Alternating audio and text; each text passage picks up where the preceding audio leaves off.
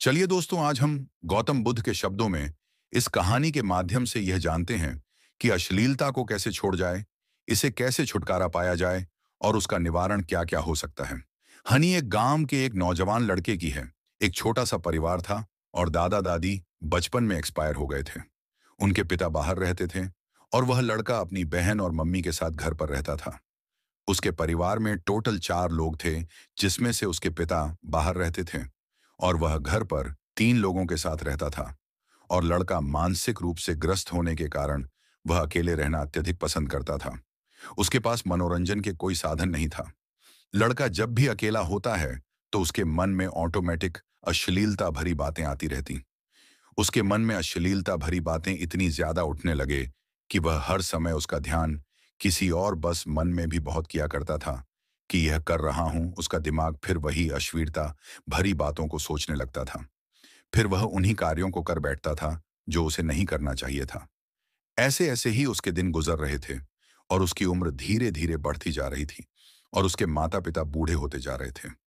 अब उसे एक हो गई थी, पर शादी नहीं हो पा रही थी क्योंकि घर में पैसों की तंगी के कारण रिश्ते वाले भी मना कर देते थे, जिससे कि उसकी बहन घर में कुंवारी ही बैठी थी। घर में अधिक समय तक कुंवारी लड़की बैठी देखकर गांव वाले भी ताना मारे अपने एक लड़की की शादी नहीं कर पा रहे हैं। पर उसके भाई को इस पर कोई पक्ष आप नहीं हो रहा था। वह तो गलत विचारों के संगत में पड़कर अपने जीवन में सारे चीजों को भूल चुका था। बस उसके मन में अश्लीलता भरी बातें ही हमेशा खोया रहता था। को बोलते थे कि बेटी बेटा ना सही तरह पढ़ाई की, कोई किसी कार्य को कर पा रहा था और सिर्फ अश्लीलता भरी बातों में खोया रहता था। हो गया था पूरी तरह को ऐसा लगने लगा कि मेरा बेटा किसी किसी भूत प्रीति आप पर ऐसा कुछ भी नहीं था। वह तो सिर्फ अश्लीलता में खोया रहता है। वह उन्हीं पर विचार करता था। वह बहुत परेशान हो गया था अपने जीवन से।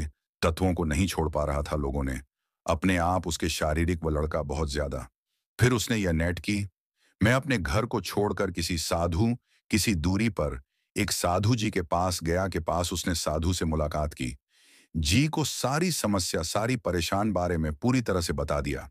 ये सब बातें सुनकर साधु जी ने विचार किया और अपने आश्रम में आए हुए लड़के से बोले कि कुछ टाइम व्यतीत करो, इसलिए आपकी पूरी तरह से मदद करूंगा। इस दरिया से तुम्हें अवश्य ही मैं मुक्त कर दूंगा। लड़का उन्हीं के साथ में रहने लगा। जब पहली सुबह हुई तो साधु जी ने पहली शिक्षा देते हुए लड़के से कहा कि पहले तुम अपने, और जब भी तुम्हारे मन में गंदे विचार आए तो तब तुम जिस स्थान पर हो उस स्थान को छोड़ देना है। आपको वहां पर चलकर अच्छी बातें चल रही हो, जहां पर कुछ लोग हों, दूर जाने की आज्ञा सुनकर लड़का साधु जी के पास से चला जाता है और फिर वह लड़का साधु जी की बातों पर अमल करने का प्रयास कर प्रभाव वैसे ही करते धीरे कुछ परसेंट लड़के में सुधार आए, क्योंकि जब भी ऐशले मन में चले तो लोगों से हट के अकेले में चला जाए। पर आपको साधु की बातों को ध्यान में को धीरे धीरे पर पूरी तरह से उसमें सपना उसे कुछ समय के लिए अपने साथ में ही रखा। जब उसके अंदर कुछ सुधार दिखाई दिया तो साधु ने श्रम में छोड़ दिया करते थे ताकि वह अपने मन को अपने में काबू कर सके। अपार नियंत्रण पर फिर अगली शिक्षा देने के लिए बाद साधु ने दूसरे दिन यह शिक्षा की, तुम अपने समझ जब भी सोने के लिए जाओ तब उजाले में और लोगों के बीच में सोना है। सूर्य देवता को नमस्कार करके भगवान कर और अपने दिनचर्या को काम में लगाकर समय को व्यतीत करना है। ठाकुर समाप्त करते हुए कहा कि अगली शिक्षा अगले दिन। यह बात सुनकर वह लड़का से आश्रम में चला गया और वह उसी प्रकार से दोनों शिक्षाओं को उन पर अमल करने लगा। और वह उसी प्रकार से अपने दिल को साधु ने अमल करने के लिए बताया था।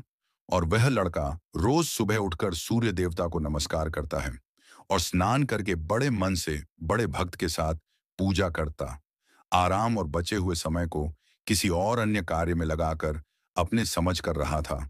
और उसे ऐसा करने में बहुत कठिनाइयों का सामना करना पड़ रहा था, पर उसे लड़के में एक आत्मविश्वास था और वह अपने कर्मों, अपने धर्म पर लगा रहा और उसने हर नहीं, वह सही मायने में अपने दिन को व्यतीत करने लगा। फिर देखते ही देखते उसके मन से अश्लीलता वाली बातें निकलना शुरू हो गए। उसमें काफी बदलाव उत्पन्न होने लगे। फिर कुछ और समय बीती। बर्तन हो रहा है समय लोगों से पूछा तो लोगों ने यह जवाब दिया कि हाँ, उसके अंदर पहले से काफी अच्छा बदलाव देखने को मिला है। यह बात सुनकर साधु जी बहुत प्रसन्न हो। अगले शिक्षा दीक्षा ग्रहण करने की अभिलाषा को देखते हुए साधु जी ने उसे शिक्षा प्रदान की। आधुनिक जी ने उसे लड़ बहुत सी इच्छा प्रदान की, बहुत सी शिक्षाओं के बारे में अध्ययन कराया ऑन को ग्रहण किया और अपने जीवन को बदलने में सफल रहा। फैसला किया कि मैं अब अपने घर वापस जाना। गुरुजी ने साधु ने हंसते हंसते लड़के को आशीर्वाद दिया और कहा कि जो आशीर्वाद तुम्हारे साथ रहेगा, जब पर पूरी तरह अमल करोगे, तब तक तुम गलत रास्ते पर नहीं जाओगे, अपने जीवन को सही राह में ले जाने में सक्षम रहोगे। यह बात सुनकर वह लड़का गुरुजी के पास से अपने घर को वापस चला जाता है। दोनों रूपों में अच्छा बदलाव देखने को मिला और वह एक का जनानी के रूप में उत्पन्न हुआ। जब परिवार में के अंदर बदलाव बदलते हुए अंदाज को देखकर बहुत खुश हुए और वह अपने परिवार में समय को अधिक से अधिक लोगों के बीच बिताया, लोगों से शिक्षा ग्रहण की और अपने जीवन को उच्चतम कोटि तक ले गया हुई हो, तो हमारे अल्ट्रा पॉपुलर स्टोरी चैनल को सब्सक्राइब करें।